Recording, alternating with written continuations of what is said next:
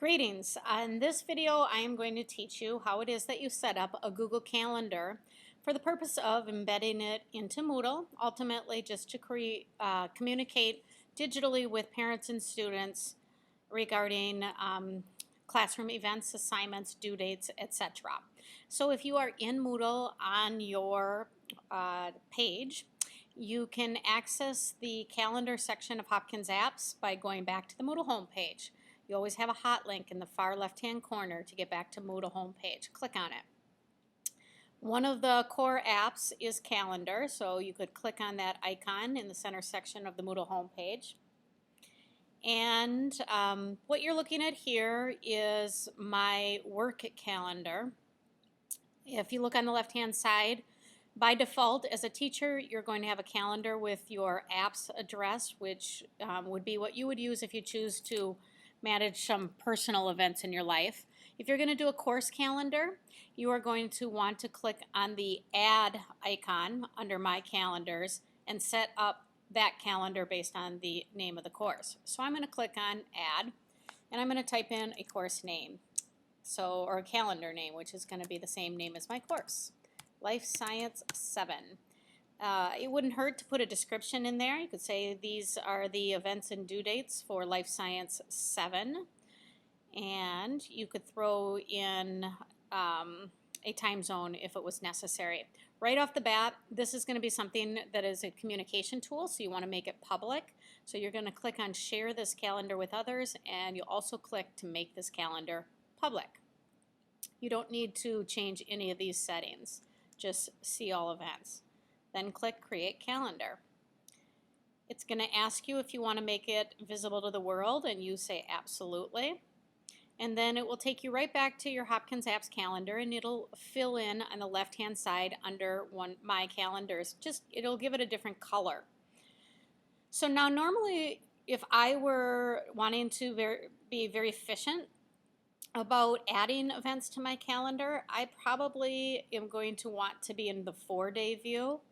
But you could also scroll around. You could be in month view or week view. You also have an agenda view. And by the way, if you don't want to see some of the events from your other calendars, you can always click on that calendar. So I'm going to do the Terry_Oslin calendar. And what that does is that is then going to hide all the events associated with that calendar. I also have an after work calendar here, and that I could hide as well. But I'm not going to do that right now. So really it's multiple calendars within one total Google Calendar. So I'm going to go back to the 4-day, and I'm going to pretend that Thursday and Friday are actual school days. And I'm going to add just a couple things. First of all, there might be some things that would have a start time and an end time. So for instance, let's say tomorrow we're going on a field trip. I could click on 9 a.m. and I could drag down to the end time, and that will create a little block of time from 9 to 2 that I could type in an event. So I'm going to type in Science Museum field trip. The most important thing is that you don't put that on your personal calendar. You want to put it on the course calendar that you set up, so it should associate with the same color that you see on the left-hand side. I can click Create Event, and it can be very quick like that. Maybe on Friday we have a due date, so we could say something like the water conservation paper is due. That's something that doesn't have a start and an end time, so I just clicked at the top of the calendar instead of by doing that clicking and dragging a block of time. Again, I'm going to change Life Science Calendar, Create Event, and maybe we'll also have a test that day. I could write that down. I could click on the top, and I could say Ecology Test. One of the cool things that you have available to you when you place anything on your calendar is that you can add some details. So if I click Edit the Event, I could potentially put in a description. So maybe I would like to say, study the following vocabulary words, and I could write down a bunch of words like mutualism, etc. I'm not going to put a ton of those in there.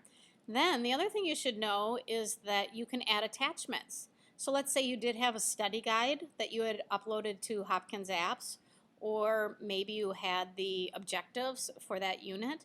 You could click on Add Attachment, and you could look right into your Google Docs. You could do a search if you knew the title of the document.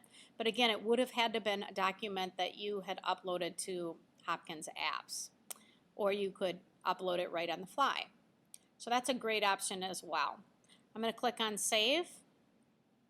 And when somebody would hover over an event like this that has something that it has details to it, they might be able to click and they would see the descriptions. It's hard for you to see what it looks like from the side of the actual student here.